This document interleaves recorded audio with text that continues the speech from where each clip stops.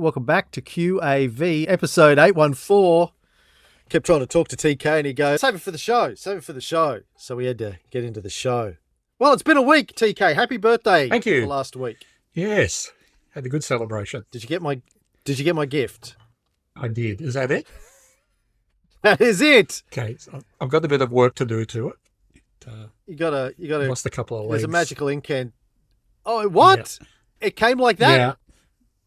With only two legs. I've got them here. I can stick them back on. I broke them in the mail. Oh, no. Yeah. That's no good. No, it's all right. Well. A bit like my horses. That was just so. Missing a leg. You keep talking about how you own a horse with Mab. Yep. Horses with Mab. I thought it's time you and I owned a horse together. That was the only one. That was the only one that was within my budget. Right. So you and I now co-own a horse together. Uh-huh. I call it QAV. Uh-huh. That's QAV, the horse. I think we should call it Margot. Why? Make America go away. Not Margot. Margot. Away. Margot. Away. Go. Away. Margot, yeah. Go away. Okay. Well, let's get into the market then, I guess. What a crazy couple of days it has been. I'm up here in Bundy visiting my mum for school holidays, and I was doing some work on the Monday morning blog post yesterday about 9 a.m. and then Hunter called me.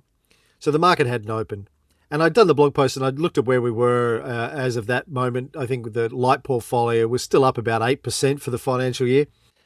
Hunter called me, I spoke to him for an hour, and then I opened up and looked at the portfolio again, and it was down to 0 for the financial year.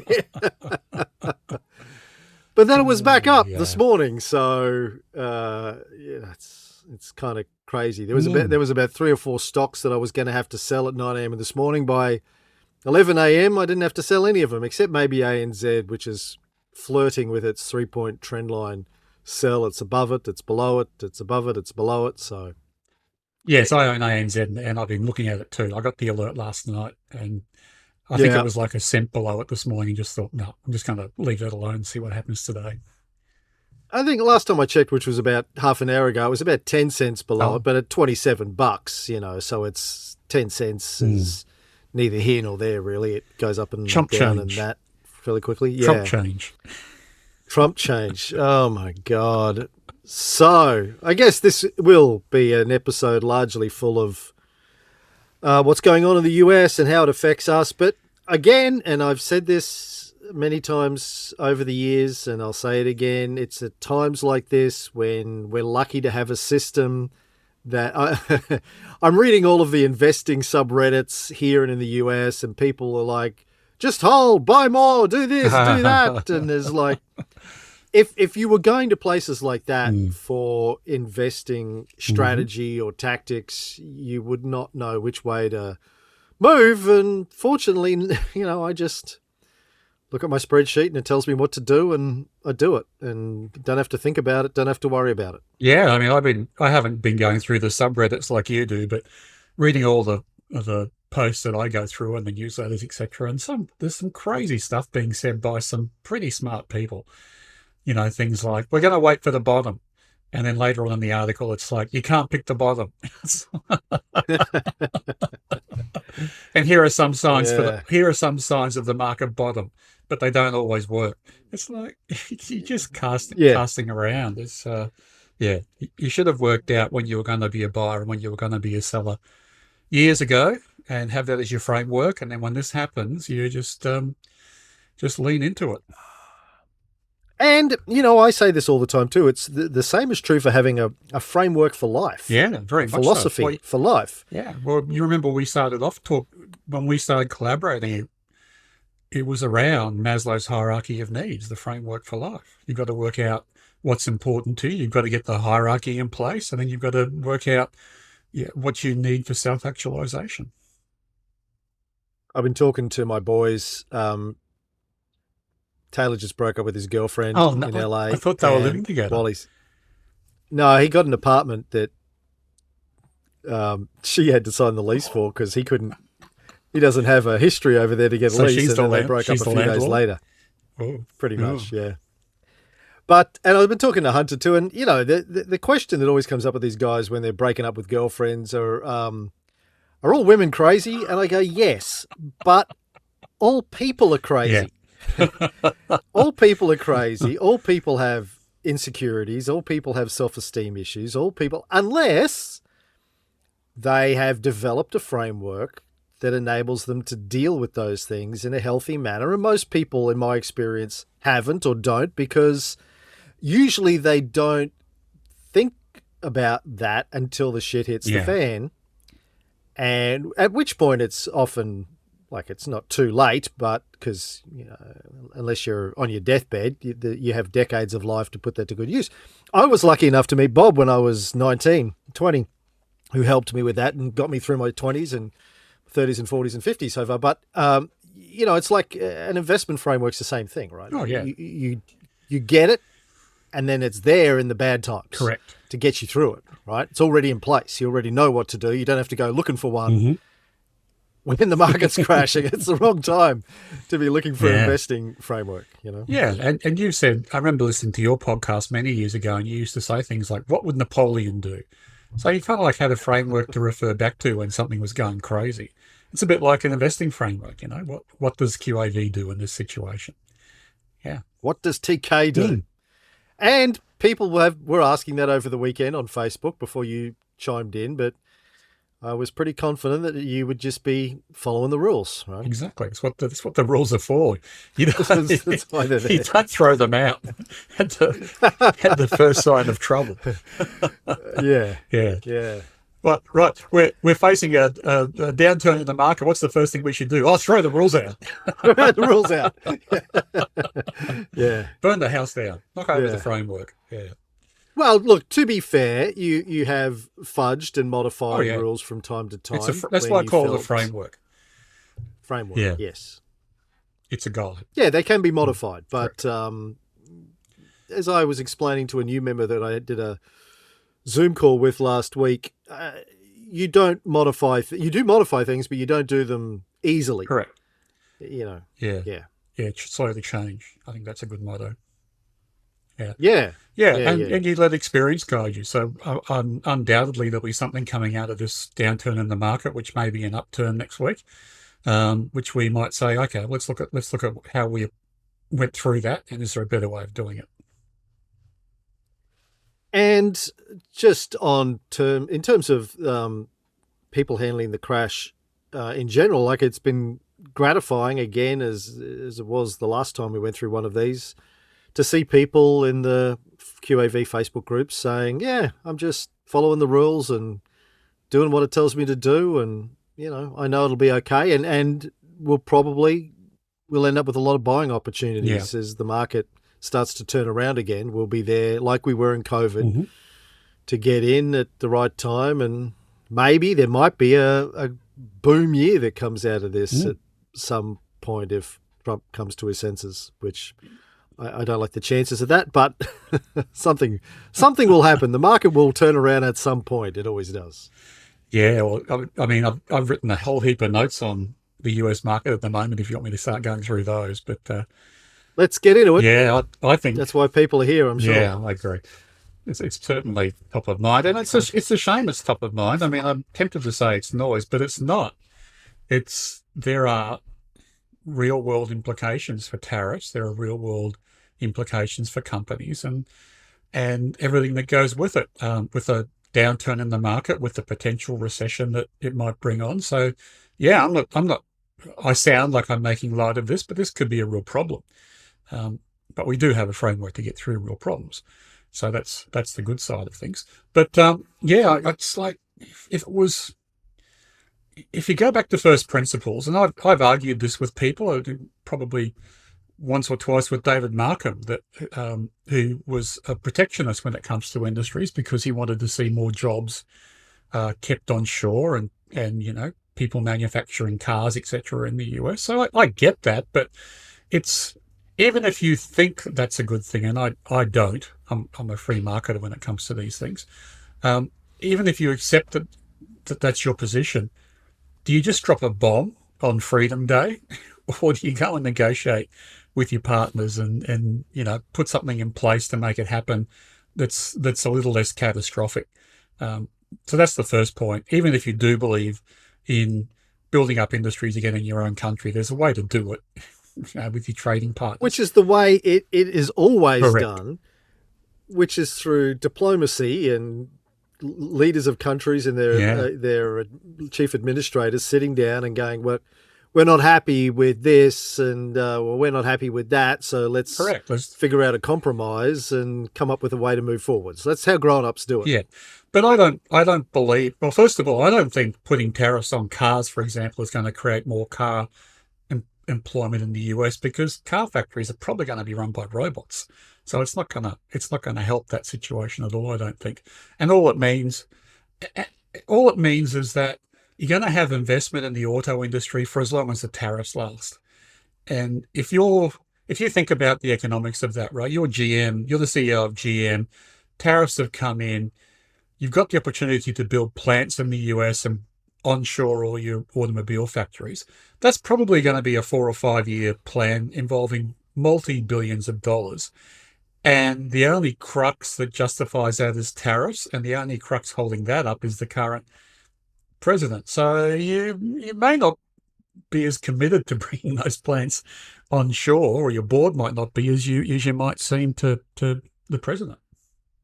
But I've read a number of articles in the last couple of years, well before this whole tariff thing, well before the current Trump administration, of the CEOs of American automobile manufacturers talking about the idea of decoupling from China and saying, well, that's all well and good, but we don't make all of the parts for our cars. All of the parts, we might assemble them, but all of the parts for our cars are made in other countries, and a lot of them are made in China. We don't have the manufacturing capability in this country to make all of the hundreds and hundreds of parts that go into making a car. You would need to build hundreds of factories to build all of the specialized parts before we could do, and then you need the rare earth materials for the computer chips, and you need all sorts of stuff that we don't have. Like logistically, it is not a click of your fingers, put a tariff. Okay, well, we're just going to do it here. It's insanity to think that after offshoring manufacturing for 50 years, there's going to be a quick solution to onshoring this stuff, if ever. No, that's right. And the market's evolved that way because that is the best way to produce automobiles. Complex supply chains is to find a specialist who can do it for you cheaper than you can do it yourself. So that's economics 101. So it's not going to work. And the other problem with those kinds of industries, and I saw it firsthand in Australia when I was running a company called My Direct, which was in the rag trade, and it was at the tail end of the tariffs being reduced and eventually eliminated in the clothing and textile industries in Australia. And we had suppliers who were going out of business because when the tariffs got taken away or got reduced, got lessened year by year in the footwear industry and in the textile industry, they couldn't compete because what happens is they're frozen in time. When the tariffs get put in, they can make their factory run efficiently and make a buck when the tariffs are there, right? The people who are outside or overseas who don't have that, they're still improving. They're still becoming more efficient because they have to the point where after, I don't know, 5 years, 10 years, they get better. They get better at producing their shoes or jumpers or whatever, such that they can still sell them into Australia cheaper than the company that's got the tariffs. Even with their tariffs on, they're still cheaper than the company that's producing them locally because they've been productive the whole way. The tariffs are a terrible barrier to productivity because they're put in place because the manufacturing isn't productive in the first place. So isn't competitive. Yeah. With international manufacturers or suppliers or growers, whatever it is. Correct. So the automobile suppliers and companies know this. They know that their investments only work as long as the current regime stays in place and they have the same level of tariffs. But eventually, it might take 10 years, people will be able to produce automobiles offshore, which they can sell into America with the tariffs, which are still cheaper and better than the locally made items there. And then they go out of business, or the tariffs get raised again. But then they have to, they soon work out their best business model is to lobby the government. It's not to produce better automobiles. And that's the kind of dance that gets played in the industries after that. And it's a terrible place to be, which is why tariffs were unraveled around the world. Well, they weren't completely unraveled. I mean, there are still tariffs all around the world. Even with free trade agreements, there are still tariffs. There are carve-outs and those sorts of special deals. Yeah, but they tend to be one-offs, right? And yes. I mean, look, I'm glossing over it. Like, you can say that the Europeans support their farmers too much, or whatever. So there are tariffs around the world. You're right, but it's very different to saying your country gets 34% on every good that's imported into my country. Yeah. And I'm dumb when it comes to a lot of this stuff, and it's really hard for my brain to process these sorts of things. And so I've spent a lot of time over the last week in particular trying to get my brain around it. But when this, like, as we know, I'm sure you've seen the analysis on this, when Trump held up his big board with the tariffs that the countries are charging the US, and everyone went, actually, that's not true. They don't charge us those tariffs. And it was a calculation that was based on the trade imbalance, had nothing to do with tariffs. So that's point A, is he has no idea what he's talking about. But then if you start talking about if the US is upset about trade imbalance, I mean, I've been trying to understand why you're upset, how you get upset about trade imbalances, and tariffs play a role in trade imbalances. I understand that, as do currency valuations and those sorts of things. But at the end of the day, as I understand it, getting back to I keep trying to reduce things down to a coffee shop analogy. Mm-hmm. It's like I come to your shop and I buy 5 coffees and a couple of croissants and some banana bread, because you make really good croissants and banana bread and really good coffee. And I have a jewelry shop, and you don't buy much of my jewelry because you don't like it, or it's too expensive or whatever. And then I get pissed off at you because you're not buying stuff from my shop, and I'm going to increase the prices on your coffees in order to stop my employees, let's say, from buying your coffees or your... it makes no sense. Well, the analogy You're just not selling stuff that I want. The analogy is I own the jewelry store, and I'm going to stop buying coffee from you because you don't buy jewelry from me. I'm going to make my own coffee and drink that. And it's sort of... Right. You'll work out your coffee shit. But you don't have a coffee machine. No, exactly. Well, I can't make croissants or banana bread. Yeah. Yeah. So that's... I mean, that's it just makes... No, although, have you read or heard of the paper that this is all based on? Stephen Moran's paper? No. I mean, I've heard of it, but I don't know much about it.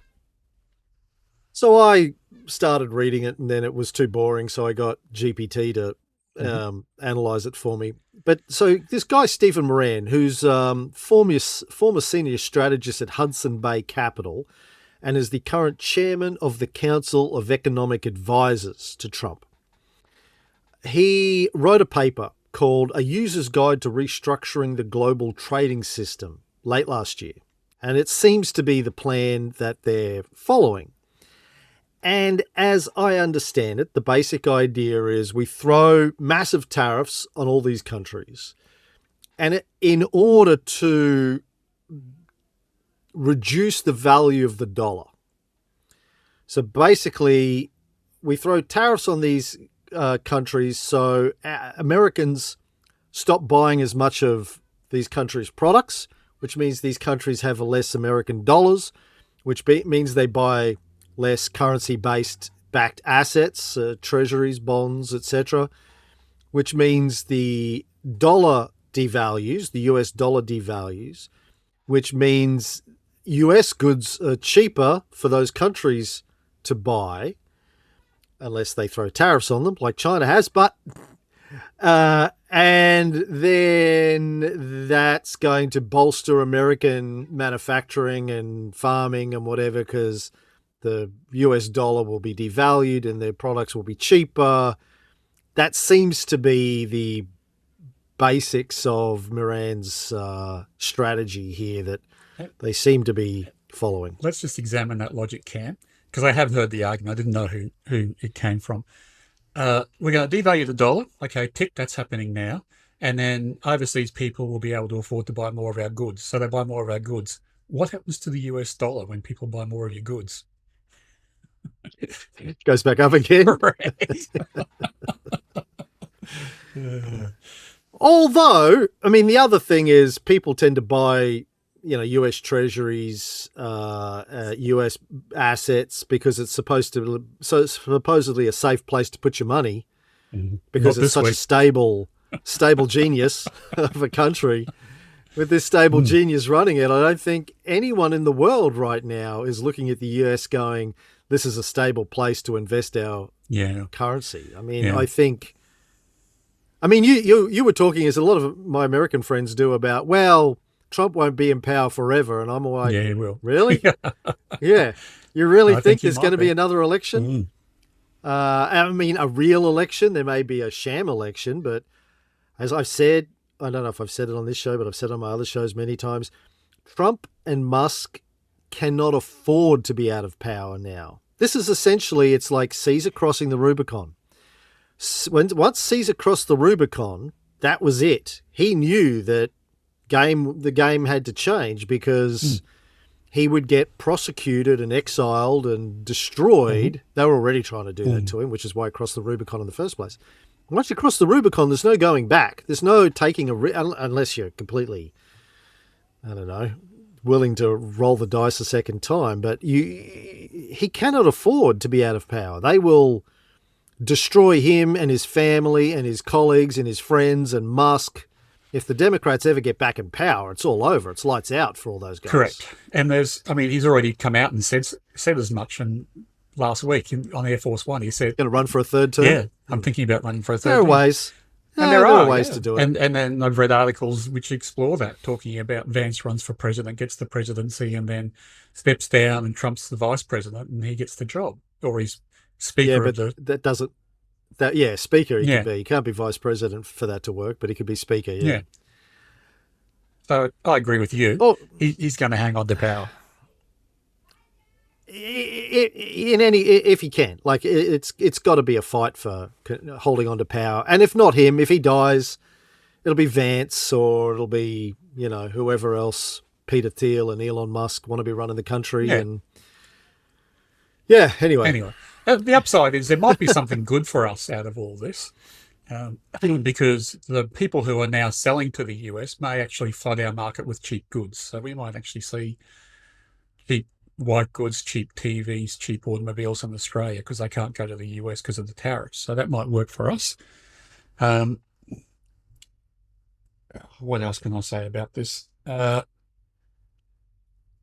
other thing about the tariffs in the US is there's probably going to be, it's like prohibition, right?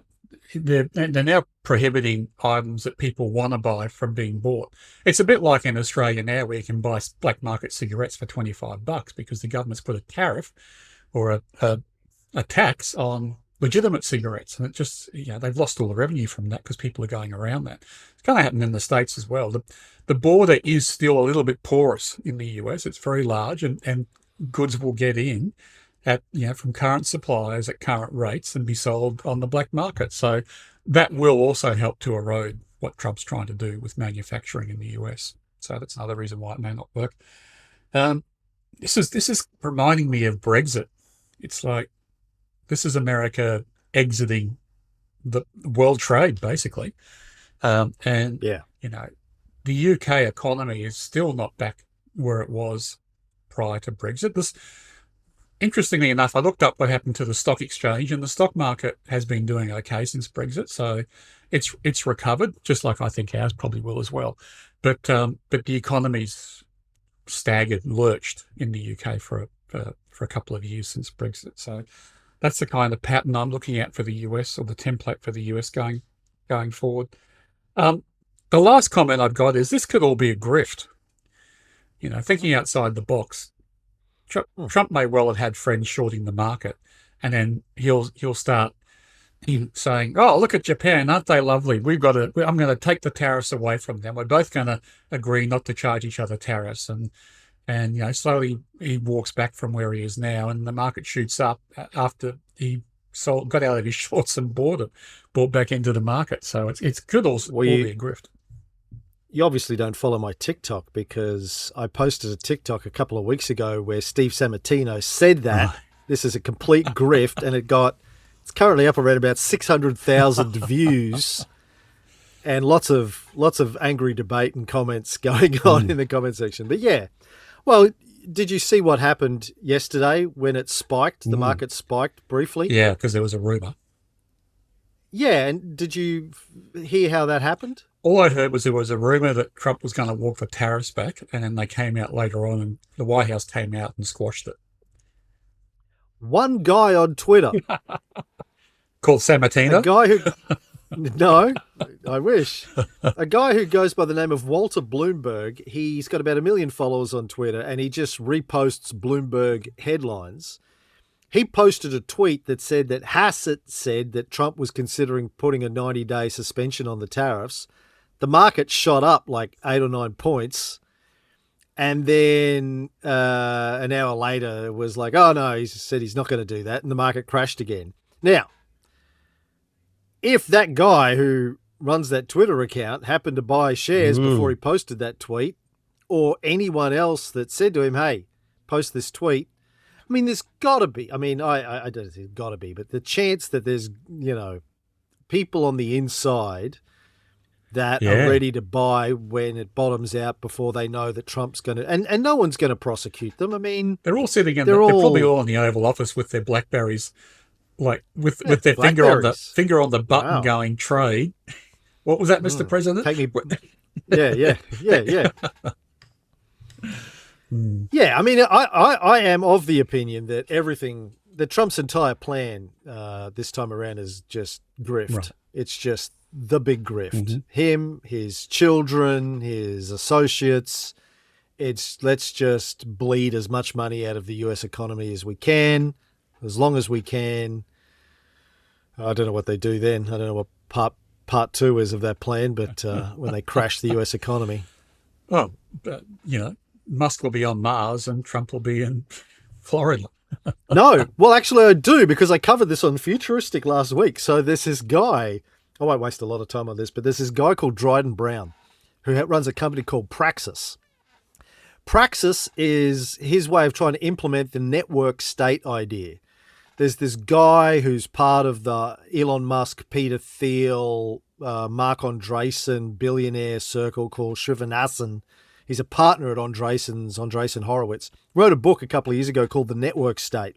And it's basically the idea of just imagine a Reddit community with 50,000 uber rich nerds who just decide to start a country together. They're going to start their own nation state with their own laws, their own taxation, their own whatevers. Then they go and buy a piece of land, declare themselves an independent nation state.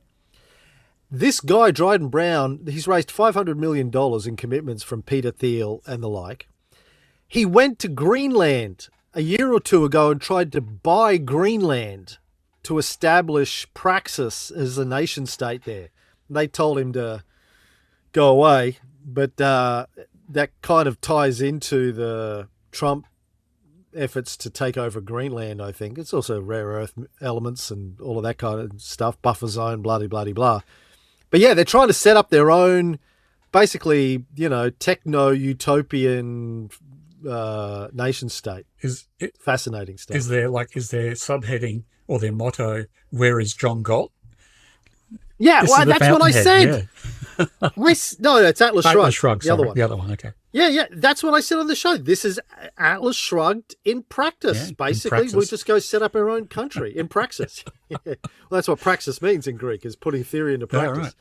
Yeah, right. It's literally, who is John Galt? Yeah. I mean, crazy. But it's also like the B arc in Hitchhiker's Guide. which is one of my favourite concepts in literature. We used to I don't remember put that. people on the B arc when I used to work corporate. So, right, there's a world conference of politicians and engineers and physicists, etc., and they come up with this concept. They announced to the world that they've realised there's going to be an asteroid striking the Earth in the next 5 years, but they've just got time to build some rocket ships, 3 arcs to take people off the planet to survive the asteroid collision. A arc is going to have all of the world leaders and politicians in it. C arc is going to have all the engineers and construction people and people who build things in it.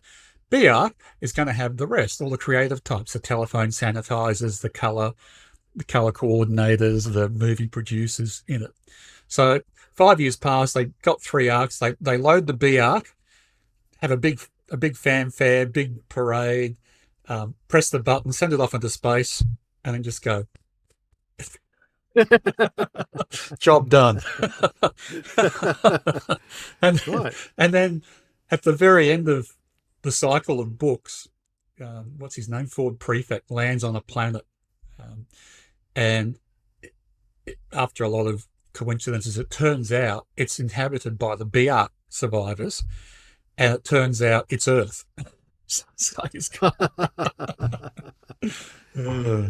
I've got to go back and read those. It's been decades and decades. Yeah. So we can put the Praxis people on the B arc and say goodbye. Yeah. Well, I think they want to build their own arc. And he's talking about it as being a dry run for Elon's Mars, or Mask, I think is he's going to change the name. He's going to put a K on the end of the name of the planet when he lands there. Just call it Elon Musk. Dry run to just go and set up a brand new city with people who choose to be members of they take out a subscription to be members of the city. And Trump's selling his $5 million gold visa, whatever it is. Anyway.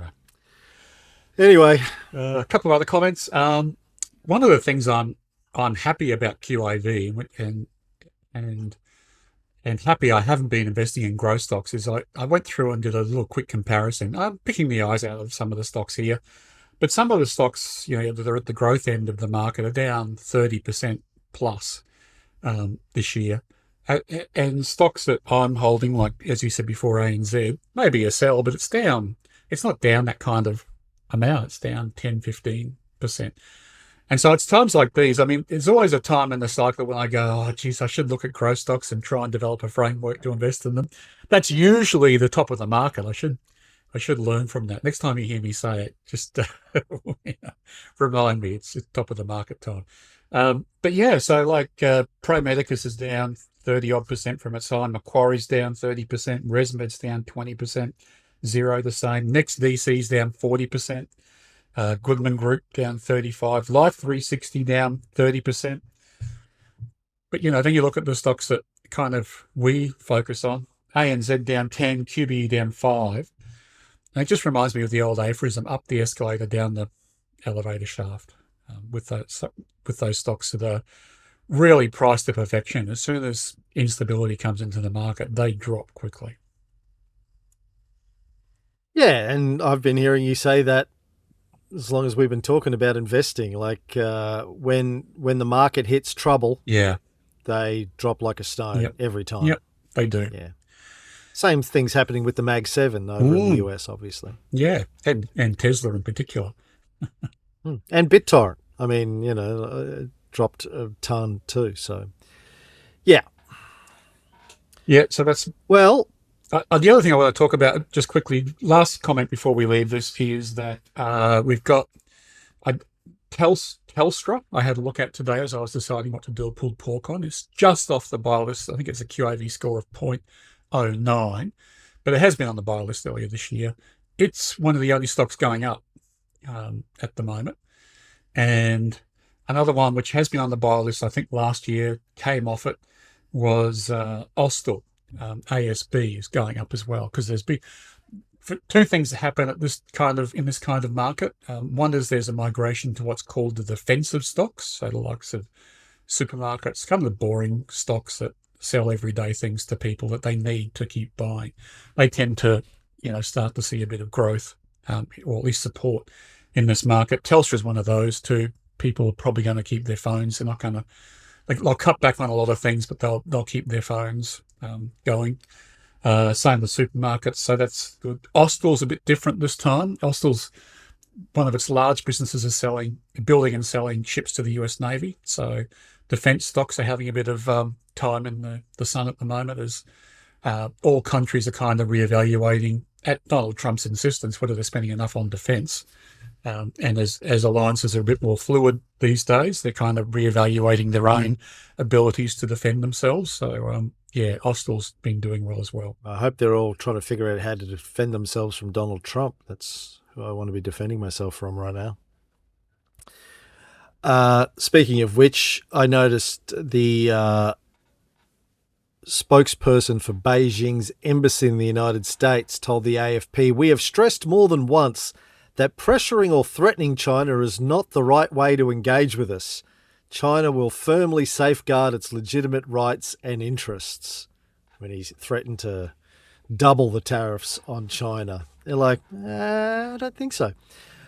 I read that they've, in the last couple of days, China's passed a new piece of law, legislation, a bill, whatever they call them over there, to stop selling all of the rare earth elements to US companies. So the stuff that they control 70 to 80% of the market for, that goes in all of the chips and the EVs and the AI chips and all of that kind of stuff. They're just like, okay, you can't buy those anymore. We're shutting the door on that. So even if they didn't, like paying the 34% tariff probably meant they weren't going to buy much from China anymore and would look for other places anyway. Australia might benefit from that too, because we have some rare earth miners in Australia.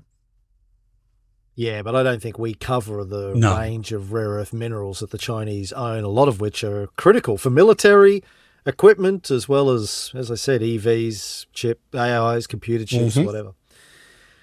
So it's I explained it to Hunter this morning. I said it's a game of brinksmanship right now. It's who blinks first, who backs away first. Is it going to be Trump or China, basically, at the end of the day? Other countries will play around the edges, but it really comes down to Trump v. China, I think. It does, doesn't it, really? And that's going to be the biggest impact on us, I think, is if either of those countries go into recession because of the trade war, that will affect Australia. Otherwise, it's really kind of the bright, shiny object that's being played out in Washington that we're all focused on. But I think that's the core of it is if China or America goes into recession, we will have some blowback in Australia. Yeah. Quick one on portfolio updates. I checked this morning. I haven't checked since the market opened today because it's all over the place. But as of this morning, our US portfolio had gone from being 100% up for the financial year to just 40% up versus the S&P 500 14%. So we're still doing 3 times the S&P 500, but at much lower numbers than we were a week ago. The Australian dummy portfolio was up 7% for the financial year versus the STW down negative 2.4% for the financial year. So that's better than triple market, doing quadruple market against the STW for the year. But so our portfolios have fallen, but nowhere near as much as the indexes have in this so far. I mean, that could change. I've seen it change before. I've seen us fall more during the 2022 financial meltdowns, when interest rates were going up and the Russia-Ukraine thing started kicking off. We did fall a lot more. Our portfolio suffered a lot more than the index for reasons I still don't understand. But this time around, so far, not so bad. Yeah, which is, kind of what's good. And it also kind of makes sense to me that lower PE stocks and value stocks don't fall as far in this kind of situation. So that makes sense. Yeah, but they did in 2022. But I think, again, we were doing the Rule 1 death spiral in 2022. We were trading a lot. Now that I've pushed all my Rule 1 numbers up to 20%, same. I haven't had to Rule 1 anything this time around. They've become Rule 1s and then they aren't Rule 1s anymore. I think there is. I think Seven West Media has gone 20% down last time I looked. Okay. Oh no, it's only 16% down now. The other thing, but it's a 3-point trendline sell. The other thing to be careful of at the moment is there are lots of companies which are ex-dividend. So one of mine's super retail group. If I add the dividend back, which has got a couple of days before it's paid, it goes back above its sell line. But if it once it pays, that may have to change. Yeah, so its current price is $12.60. The 3-point trend line naked is $12.80, but with the dividend it's $12.34.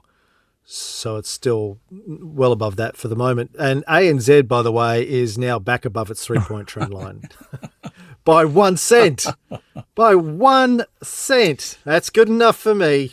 The other question, and I don't know the answer to this, but I have, is how much is this volatility in the market due to index funds and passive investment, index ETFs, etc., having to continue to rebalance and sell in a choppy market? Be good to know. Yeah, I don't know. Yeah. What else? That's it for me. I've got a pulled pork to do on Ingham's. Well, I do have a question left over from... Well, it came in late last week. This is from Trent. As we are now 5 years post the COVID crash, the L1 is moving around a bit. Take MMS, for example. Last month, sell line and Bretelator was $13.52 for me. But this month, when looking at my alerts, it has dropped to $12.15 as the line is flatter. What is Tony's approach to deal with this? Does he follow the less demanding sell line or have another approach? I plan to keep moving my sell alert up by about 10 cents a month, the historic movement of line, rather than give it a free ride. Trent. You have that Batman meme ready to go. No, I don't. I think I made that one for Trent last time too. And to be fair to Trent, I know Trent just sends in questions quite often just so there are Trent. questions. Yeah. He's trying to help us out. Yeah, no, thank you, Trent. No, I don't fudge the sell line. It's going to happen. No. For new listeners, we use the two low points in a 5-year monthly graph, and occasionally one of those low points rolls off and a new low point comes onto the graph, and that can affect the sell line. Higher low point. Yeah, or it could be a lower one. But no, it has to be a higher one, doesn't it, for low points? Yeah, and that flattens the sell line. So that's what Trent's alluding to. Look, I don't change the rules. I don't add 10 cents a month to the sell line. I'm happy to keep holding stocks for as long as possible, as long as they stay within trend. So yeah, that's my approach. Follow the rules. Right. Thank you, Trent. If anyone else has a question, this is the time when you should be asking questions. It's chaos out there. I do. I mean, I remember days when we used to get like 10 questions a week. Now we get no questions. Hopefully it's because we've answered all of the questions so many times that people get it. Hopefully. I don't know. Maybe no one's out there. Hopefully. We're just talking to ourselves, yeah. aren't we? And Trent. Yeah. Just us and Trent. Yeah. Ask us some interesting questions like, who's going to win the US Masters on the weekend, or what's going to happen at Flemington or Bendigo. Donald Trump is. Donald Trump is. Yeah. I saw that he was playing golf over the weekend while the market was crashing, and he won his tournament, he did, surprisingly. Yeah. Right. Yeah. Is that like, who's the guy who runs North Korea who shot 18 holes and won? The only time he played golf? Kim? Yeah. Yeah, Kim Bit like that. Great book out there I've got to recommend too. I think his name is Rick Riley, the author, from memory. Used to write for Golf Digest, but it's called Commander in Cheat. It came out around the time Trump was elected the first time. And it says golfing stories involving Trump, including one where he walked into the golf course at Mar-a-Lago one day and saw someone's name being painted onto the board of club champions. And he went, take that name down, put mine up. I beat that guy once. Sounds about right. Well, the only other news thing about the whole Trump situation that I found interesting was in the Financial Review today that all of the Wall Street barons are now speaking out publicly about how bad this is and what a bad idea it is and how it's all going to go badly. And most of these guys are pro-Trump. Right. So you've got... certainly pro-Republican Party anyway.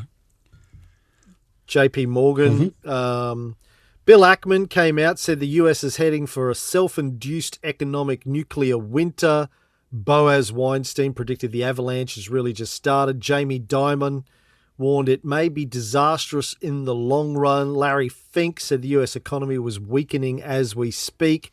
One by one, many of the biggest names across Wall Street, some of whom supported the US president during his election bid last year, and others who merely hoped for looser regulation and economic growth under his administration, are speaking out against his decision to unleash expansive tariffs worldwide, plunging global markets into chaos. So it'll be interesting to see how long he plans to hold out against Wall Street. There is a certain level of cognitive dissonance and defiance that he can pull together. But if all the billionaires in Wall Street start turning against him, it's going to be harder and harder for him to keep that going, I suspect. No, I agree. And it was interesting. I think it was, is it Scott Bessent, one of his finance cabinet members? Yep. I heard him interviewed on Friday, and he said, we're doing all this to fix the American economy that Biden wrecked. And I'm like, yeah. So you're going to wreck the economy to fix the problem that may have happened because of what Biden put in place. It doesn't make any sense. No. I mean, that's the get out of jail free card for everything, right? It's, we have to do this because Biden did such a bad job, including putting a journalist on their secret signal thread. And whether you think Biden did a good job or not, it's like you don't clean up the mess by making a bigger mess.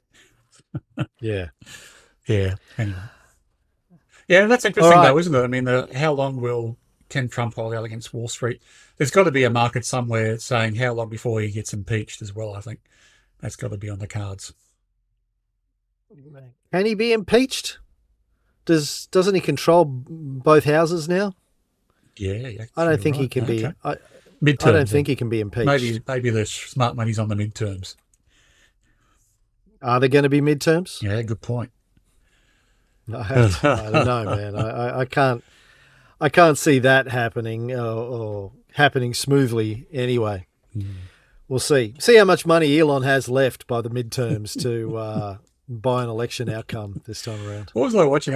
It must have been a clip from SNL or something about the new model Tesla that damages its own headlights and graffitis itself. Yeah,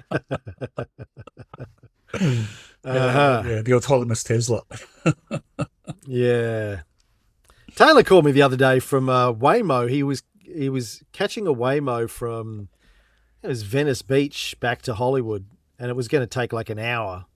And he was in a Waymo for the first time, and he was like, "Dude, this is trippy. Like, I've been in the traffic for half an hour already. There's no driver. It's just weaving in and out and doing stuff." He said it was simultaneously felt like living in the future and absolutely terrifying. It would be, wouldn't it? Like you'd have to completely trust the autonomous driving system. Yeah, trippy. All right, do you want to do your pulled pork? I do, and I'm going to do Ingham's. I think I did them about 4 or 5 years ago, one of the first ones, pulled porks I did, but they weren't part of our recent investigations. And going through the buy list, it was hard to find something that wasn't tanky. But again, Ingham is one of these defensive stocks because it actually gets a bit of a boost when economies turn down and we're in a cost of living crisis now because people do stay home and cook more, and they do trade down from higher quality and more expensive cuts of meat to chicken. And Ingham's is a poultry farmer and packager and supplier. It's a large ADT stock. Hold on, episode 650, December 13th, 2023 was the last time you did it. And the episode was called Turducken. So It's one of my better episode names. Thank you for that. I actually tried to do a search and couldn't find it. Turducken. Ducken. I'm wondering what the share price was back then. Do you know? I don't know. You can look it up. December 2000. I'm doing it. December 2023. It was at $3.93. It's now at $3.23. So it hasn't had a good whatever that is, year and a bit. Yeah, right. 18 months. I thought it was longer. Okay. It does pay a good dividend, so you got the dividends at least. But yeah, it's like I said, these are defensive stocks, so they don't get much growth. A bit like the supermarket stocks, they bop along and they deliver on they deliver operationally every day of the week, every day of the year. But they're essentially growing at the rate of the economy. And Ingham's is a bit like that too. So they do well in these kind of times, and certainly the share price hasn't crashed like many others has this week. Notwithstanding what I've just said, over the last 12 months, their volume was down 2.7%, and they did sink to a slight loss this year as well. And NPAT was down 19%. So didn't have a great year when they released their results in February. They did get bolstered by buying a company called Bostock Brothers, which is a New Zealand poultry brand. And they do operate in Australia and New Zealand. So the New Zealand business was doing well after the integration of this Bostock Brothers brand. Something else to note is the CEO, Andrew Reeves, retires mid-year, but will be succeeded by the Ingham's New Zealand CEO, and Edward Alexander. So good succession plan, plenty of time to do it right, and promoting from within. One of the other reasons why I sort of latched on to Ingham's, and I didn't talk about this last time, I have a bit of a soft spot for this company because talking about Ingham's reminds me of their involvement in the horse racing industry in Australia. I can hold up my birthday gift from you again. Bob and Jack Ingham were big in the horse racing world. They're both, unfortunately, no longer with us. Their horses raced in the all cerise colours and included champions such as Octagonal and his son Lonro. And anyone who follows horse racing will recognise those names. And if you don't, you will know this one. Debbie Capitas, Bob Ingham's daughter, was a 1/3 owner of Weeks, a champion mare that raced over the last few years. I'm going to read from an article from Oz Horse magazine, not just because it's about the racing history of Bob and Jack Ingham, but it also sums up their attitude to business and the poultry industry as well, and gives us a bit of an insight into their success, even though it's a roundabout way of approaching it. So this is from Oz Horse magazine. In the 1950s, Walter Ingham Jr. inherited a small farm at Casula, New South Wales, from his father and turned it into the most successful chicken farm in the state. Within another generation, his sons Jack and Bob had transformed the 42-acre farm into Ingham's Enterprises, a $2 billion per year business that employed more than 8,000 people across 100 different locations. In the mid-1980s, the Inghams had set about revolutionising racing and breeding in the same way they had the poultry business. The brothers were already successful owner-breeders, but this was to be racing on an industrial scale. Nothing like it had been set up of that size in Australia, and it had been their dream to do it, says Trevor Lobb, who was lured from William Inglis to oversee both the racing and breeding operation. To understand what the Inghams built and how, it is important to know who they were. Talk to the people who knew the brothers well, and you wonder how they worked so closely together, given how different they were. Jack, who passed away in 2003, was a racing tragic who wore his heart on his sleeve. They reckoned the midweek Canterbury races couldn't start until he arrived. Perhaps that was said in jest, but we will never know because Jack was never late. Bob, who died in September, was more reserved.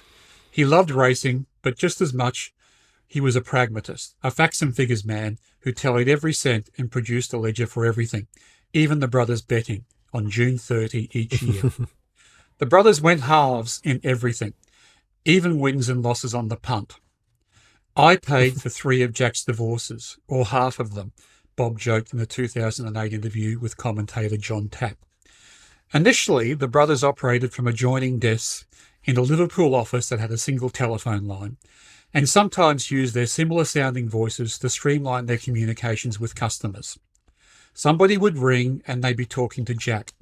I could pick up my phone and listen in, and then Jack would stop talking and I would carry on, Bob recalled to Tapp. They would still think they were talking to Jack. When applied to racing, the brothers' fine-tuned business acumen and famous attention to detail, infused with a passion for the sport, proved to be a dynamic combination. It was Bob Ingham's meeting with the American poultry boss Don Tyson that sparked the rapid growth in the chicken business when the brothers applied new processing and packaging techniques. Those lessons learned, how to minimise costs and maximise output without compromising quality, would now be applied to racing. Ingham Racing would be an arm of Ingham Enterprises, just like the chicken farms and plants are, and would be run with the same scrutiny and sophistication. Big on infrastructure, numbers, and streamlined systems. Only the best staff are sourced. Bob, ever the numbers man, wanted more than 100 horses in work at Crown Lodge, but the facility would not cut corners. Everything from the size of the boxes, which were 8 feet longer than the usual box, to the direction most boxes faced, north-south, to ensure maximum comfort from a cool breeze rather than the hot westerly that can blow through summer, was in line with the Ingham philosophy of doing things for the right reasons and doing things the right way. No expense was spared. There were thick doors to maintain warmth in winter and a tunnel connected the stable to the racecourse to avoid road crossings. The highs were amazing, John Hawkes reflected, when his time with the Inghams as their trainer ended in 2007. Within 3 years of training for the Inghams, we were flying around in Learjets, hopping from state to state, winning Group 1 races. It was like Hollywood, an experience I'd never felt. Lobb says it was years ahead of its time. Now you see Chris Waller and Kira Ma and the bigger stables have become bigger and bigger, but it all works through the infrastructure of it all. Those systems can't work without the infrastructure, and that is what Bob and Jack understood from the start.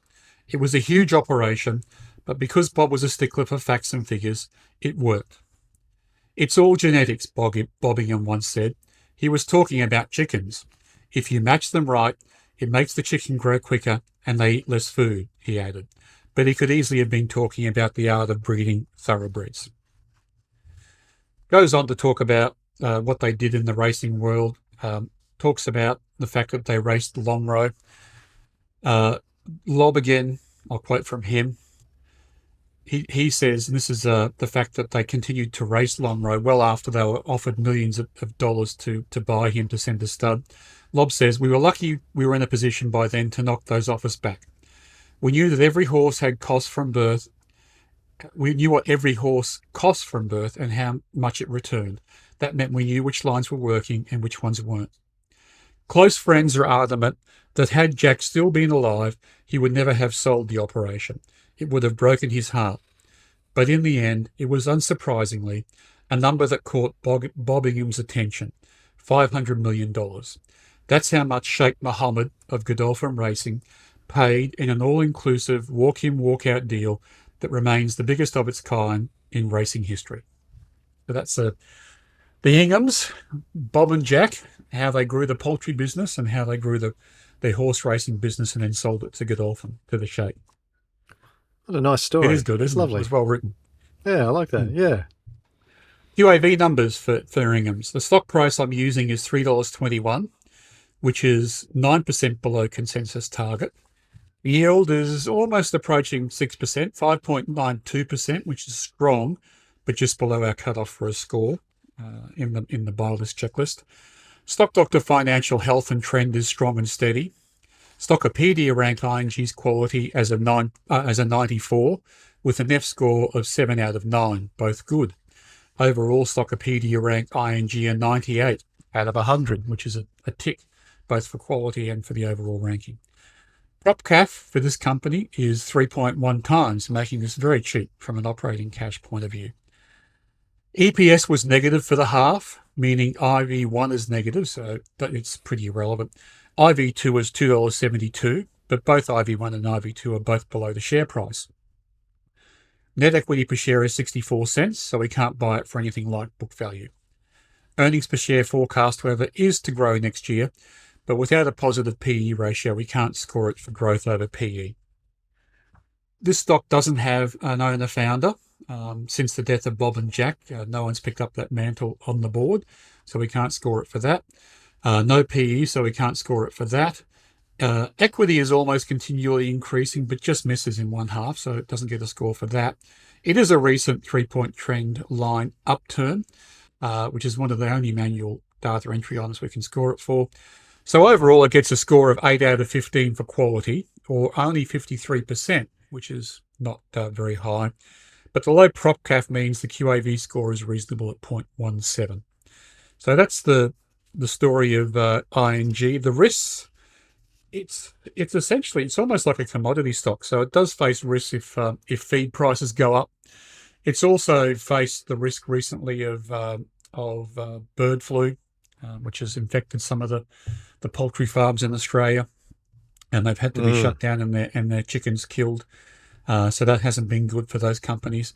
It's also faces the risk that it tends to have large customers who have lots of market power, like Woolworths and other supermarkets, and like the quick restaurant chains that sell chicken products. So they often, even though they're a large company, they often aren't able to exercise pricing power with those kinds of heavy suppliers.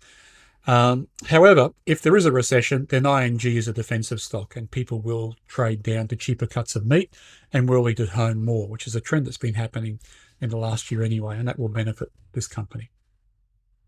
So that's ING, Ingham's Group.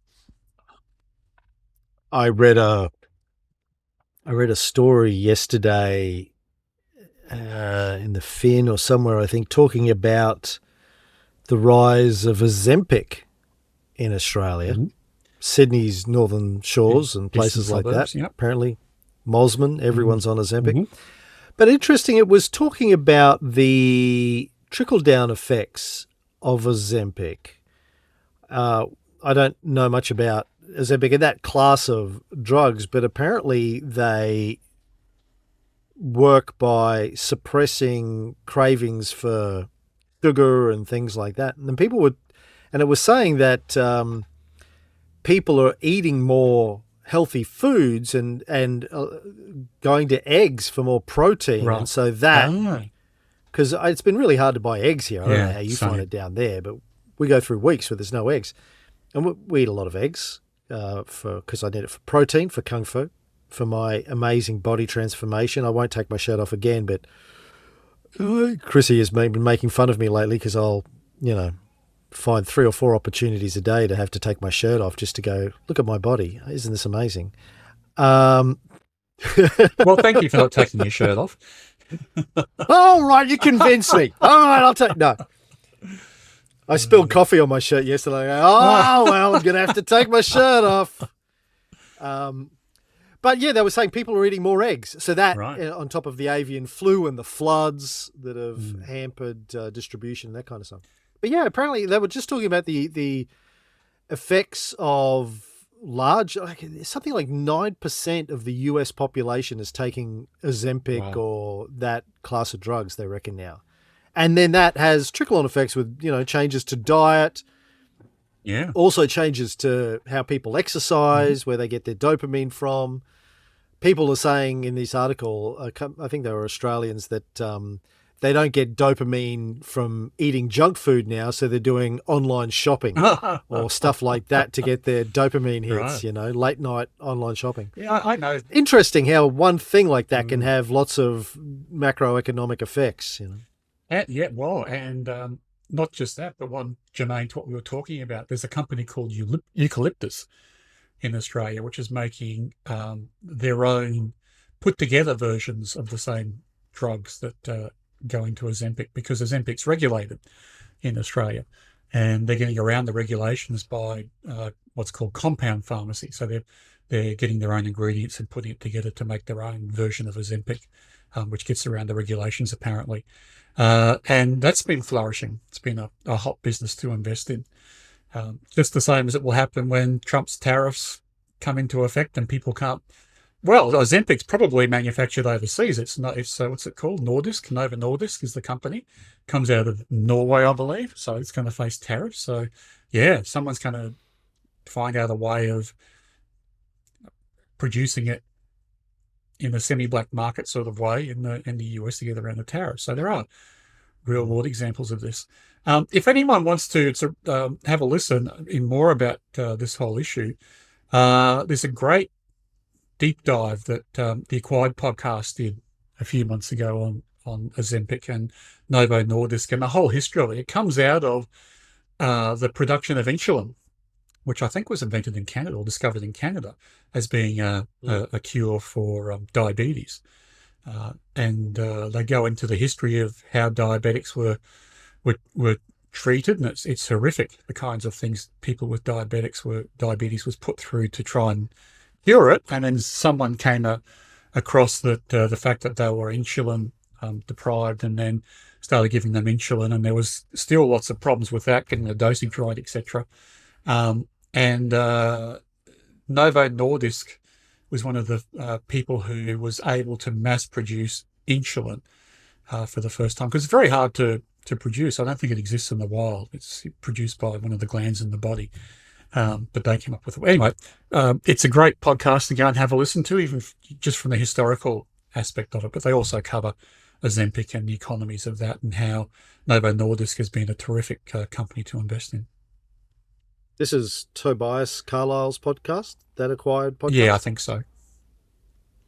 He's coming on our US show in a couple of weeks. I've got him fantastic slotted in. He's on holidays at the moment, but when he gets back, he's going to come on. Well, he can talk about Novo Nordisk on that then. It'd be great. You have to it's a great story. Add that to your notes. Yeah. Yeah, good.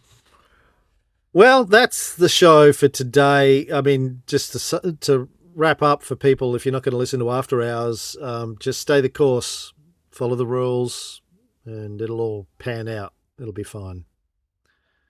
Well, it may not be fine. We might all be eating more chicken next year. or putting chickens in our backyard, raising our own chickens. Yeah. We might be running around like chickens with their heads cut off. No, that's what the rest of the market won't be doing that. Yeah. No, that's right.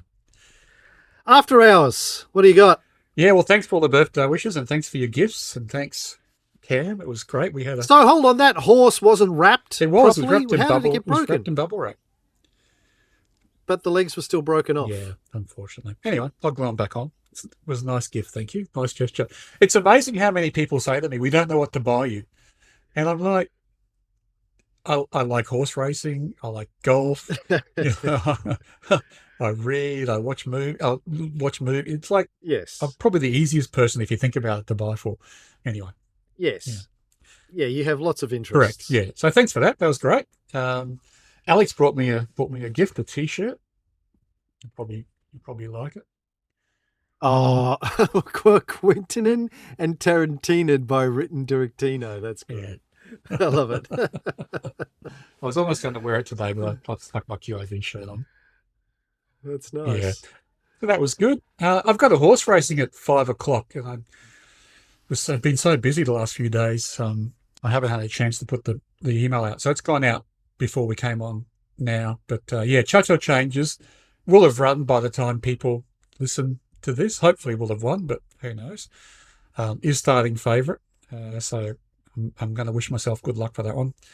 I wanted to talk about the election and another example of betting on government elections. And we spoke about this when Biden handed over to Kamala, and I was able to have an arbitrage on that election. I found another one in Australia. A week or two ago when the election was called, I checked the betting odds, and there's basically, on Betfair, which is where I usually go for my political markets, there was a four-cornered race. They were offering odds for ALP to have a majority government win, the Liberal coalition to have a majority government win, and then both of those to have a minority government, to rule with a minority government. And I checked the polls, and the polls on the election are within the margin of error. They were, neck and neck, basically.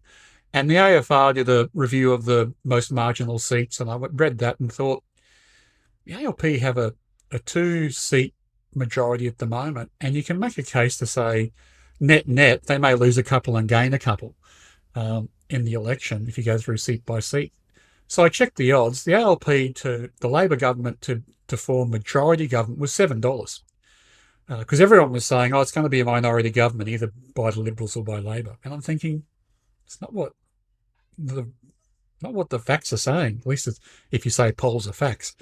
So I put a bet on, just my usual $10, so nothing huge at $7.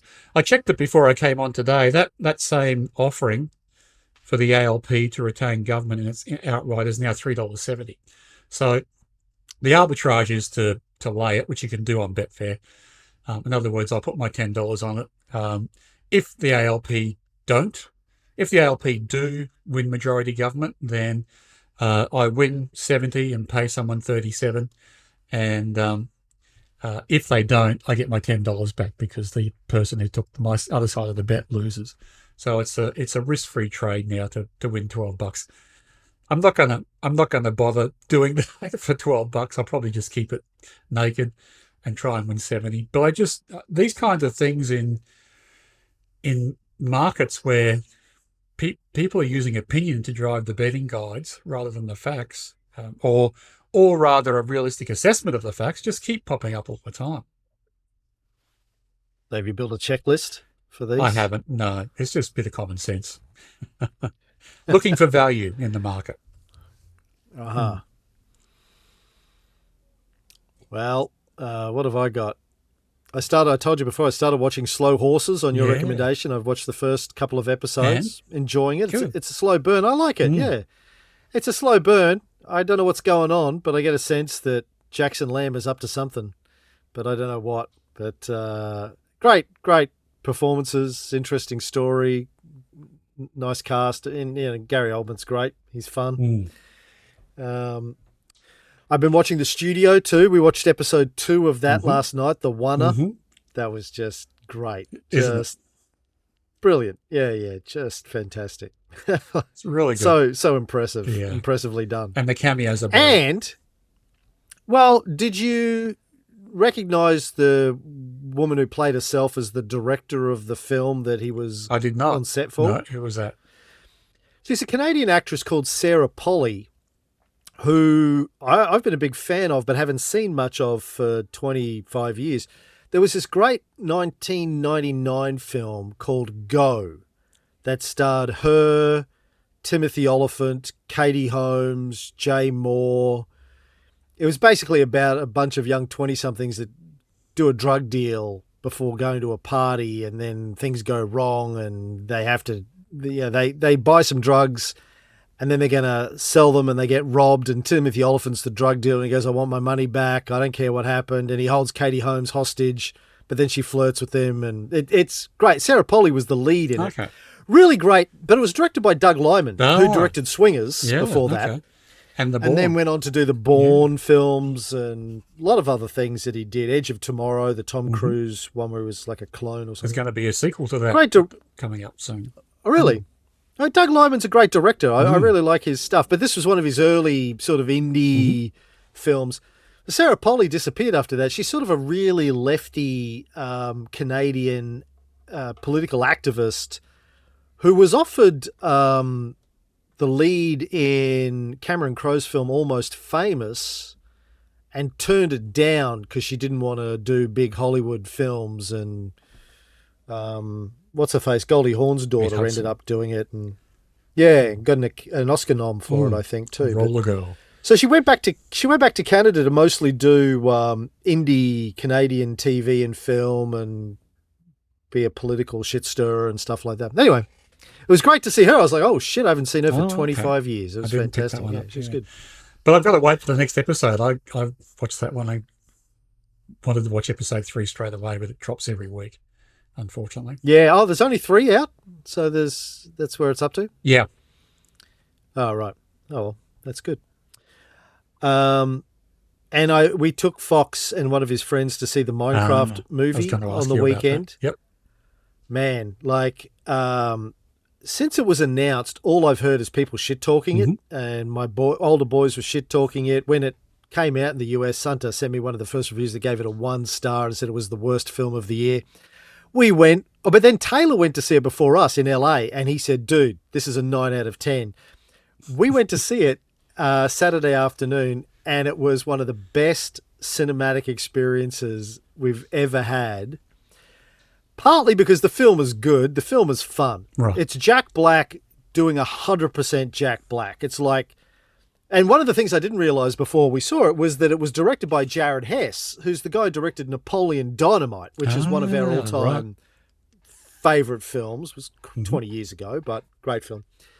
But I think he just went to Jack, just go 100%, just be 100% Jack Black. So you've never seen Jack Black be more Jack Black than he is in this film, including singing songs that he obviously wrote himself that are completely Tenacious D-esque kind of songs. But the best thing about the film, if anyone's going to go see it, take your kids or go see it in a cinema full of kids. Right.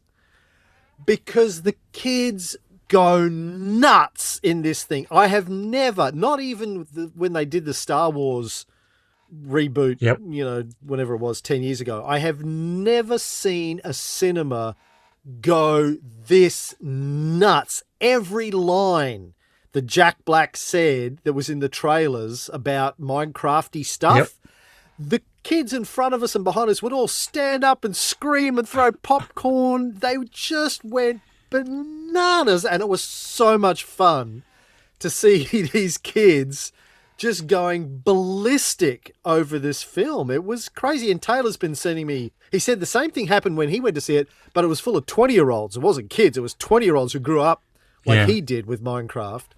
It's a phenomenon. The kids just love it. And it's going to do $1 billion. Like, it did double. They were expecting it to do 80 mil opening weekend in the US. It did 160. Then it did 144 internationally as well on the opening weekend. It's going to do $1 billion. And it's not like a serious film. It's a stupid, bit like his Jumanji films or whatever. Like, it's just, done for fun. It's got no serious message like the Barbie film. It's not like, it doesn't have any sort of modern woke take on anything. It's just fun, just stupid Jack Black and Jason Momoa fun. Anyway, good. Really, really came out of it. I just had a grin on my face for the whole thing because the closest thing I can remember to it is going to see The Matrix when it first came out. Did you see it in the cinemas? I did, yeah. But before you knew anything about it? Pretty much, yeah. Before there was any spoilers, yeah. I was explaining it to Chrissy because she wasn't around, was too young to think about it. But, I remember going to see it and it was like there was no trailers. There were no leaks. It was before there was really internet-y type leaks. All they did was, what is The Matrix? That was the whole marketing campaign. What is The Matrix? And at that first scene where Trinity gets up and runs around the walls and starts kicking the shit out of the cops, and the cinema just went, holy shit, what are we watching? It was that same sort of thing. It was just like pure cinematic joy. When the truck backs up and spins its wheels and then goes hurtling towards a telephone just before she's uploading. Yeah. That was huge. Yeah, it was amazing. And, this, like, I don't like going to the cinema usually because it's ridiculously expensive and I'd rather just sit at home and eat my own popcorn and watch it. But this was the definition of a cinematic experience because you're in an audience full of kids that were just losing their shit over this whole thing. It was really, really fun. Isn't that some kind of TikTok meme that when they mention a line from the trailer, you're supposed to stand up and throw your popcorn? Could be. Yeah. I don't know. Was it? I've heard that from someone else too, Right. Well, they did, and it worked. I don't know. Like if the marketing people at Minecraft came up with that and put it out there, then they absolutely nailed it. Taylor sent me TikToks of people outside of cinemas with the doors closed, just hearing the people screaming and going nuts when the lines are mentioned.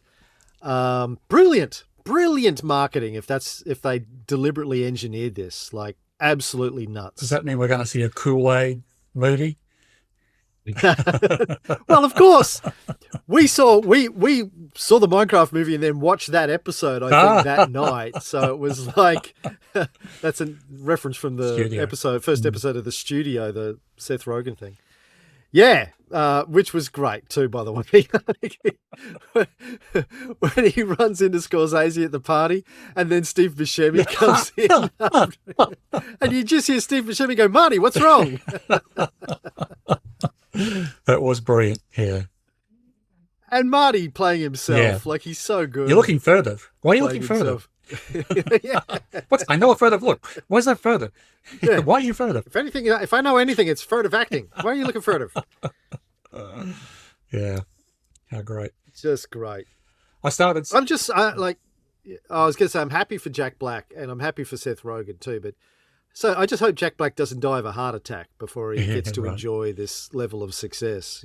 Yeah, right. I started watching Severance this week, which I really enjoyed. It was great having all the characters back. First season or the second season? Season 2. Oh, right. Yeah. I've been sort of putting it off, waiting for Jenny to finish season 1, but she's not going to, so I started watching it myself, which was great. You gave up? Yeah. It's good to see all the characters back. Really good. Yeah.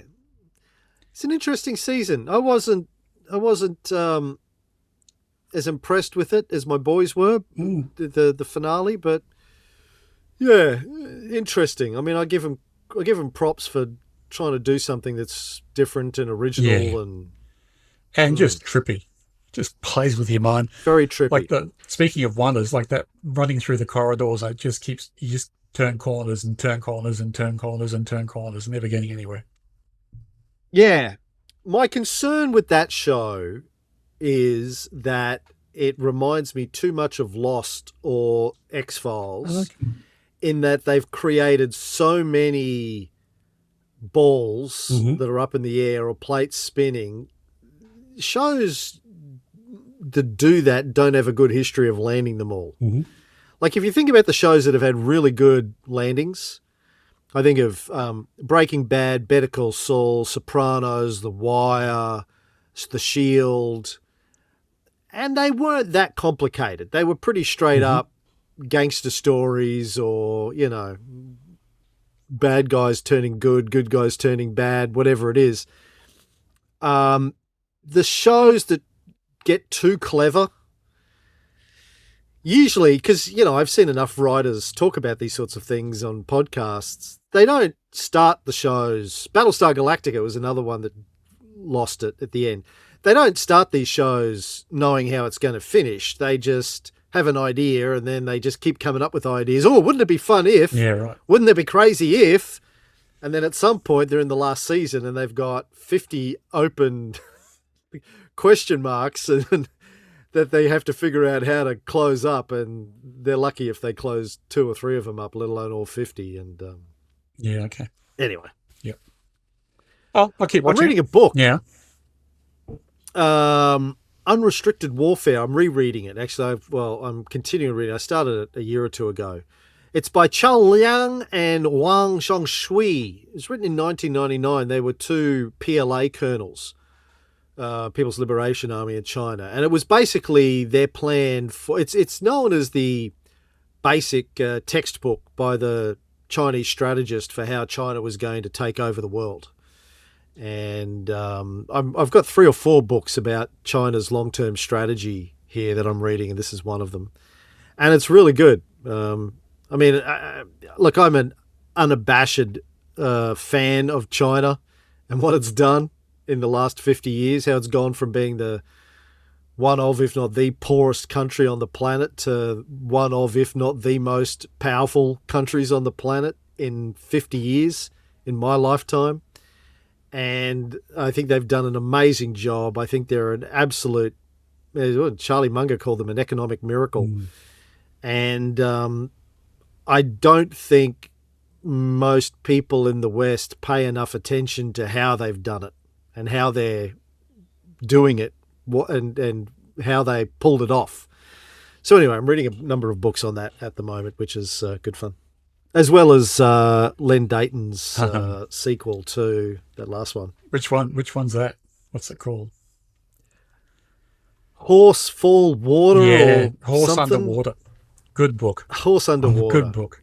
Yeah, I'm in the middle. I'm somewhere in it. Don't know what's going on. He's doing scuba training and he's in Italy or something. But I'm still a little bit lost. But sticking with it. Yeah, good. Well, one thing that Jenny and I have watched, finished the second season of SAS Rogue Heroes during the week, which is, if nothing else, the soundtrack is just bonkers. It's so good. I think they finished the series with magazines shot by both sides playing in the background. And they've had like The Clash and Motorhead and AC/DC and all sorts of great music behind it. So it's good from that point of view. But it's one of those, I know when a character becomes embedded in my brain, I start to think the way they talk. And that started happening with me. The lead in season 2 is a guy called Paddy Mayne, who's based on a true person who led the SAS into it was there from the start. They mucked around with his backstory a little bit. He's an Irishman. I think in real life he was actually a bit more well off than they portray him in the movie, and they kind of had to do that. So his shtick is he's a poor Irish guy who keeps going up against the landed Englishmen who are in the hierarchy of the British Army, and fights his way out all the time. Literally fisticuffs, lands in jail, breaks out, all that kind of stuff. But he's got, the actor who plays him has this way of talking there. He sounds every syllable with an Irish accent. And I keep hearing that voice in my head all the time. the way he speaks, yeah. Living rent-free in your brain, as the kids say. But it's great because he's got a real stylized performance, which is a lot of fun. And it finished. Who's the actor? Oh, I can't think of his name. Do you know? Don't know, sorry. I don't recognise him. Okay. I'm looking him up. Yeah. Very good. I really enjoy the series. It's he's kind of like just below Mr. In Between in my book. It's like it's a little bit commercial, but strong, really strong fighting character. There's the female lead is great. She plays a French spy, and she's got the best wardrobe. Jenny just loves the things she wears in the show. But her role is to be the liaison between the de Gaulle government in exile and the British forces as they land in France. She's supposed to link up the resistance with the SAS, because the SAS get parachuted in just before D-Day and then have to cut off all the supply lines and stop the Germans from reinforcing the coastal defences. And then she's supposed to liaise with the French resistance, but she's wangled away into the front line where she's not supposed to be. But it's a great character as well. And there's a great scene at the end where Paddy Mayne and the French spy are having drinks the night before they take off for D-Day, and they're working out a code to for the French resistance to recognise the SAS, because they're not in uniform, right? They're spies themselves, or the commandos, and she's playing on the phonograph, one of those wind-up old phonographs, and Paddy goes, "Can I take that with me?" And so she says, "Sure." So he's in the plane, and they're singing "Whiskey in the Jar," an old Irish song about drinking. And they're all big burly men. And one of them goes, "What you got that for, Paddy?" And he goes, "I'm gonna strap it to my leg, and I'm gonna jump with it. And when I get there, and we've succeeded, I'm gonna play Whiskey in the Jar, and that's how the Free French Resistance will know that we've won." He talks about how he's going to strap it to his left leg and land on his right leg and roll as a paratrooper. Does he pull it off? Oh, you don't know. That's where the season finishes. This is their parachuting into D-Day. Ah, right. Yeah. Right. Yeah, lots of good fun. Good stuff. So what's that on? SBS On Demand. Okay. Well, I might have to check that out when we finish all the other things. Yeah, it's free. You got to put up with commercials, but it's good fun. All right. Well, what do you got on for this week, Tony, apart from horses? Anything else? So Double Market, the one that Steve Mabb and I own, will race on Saturday in the Bendigo Guineas.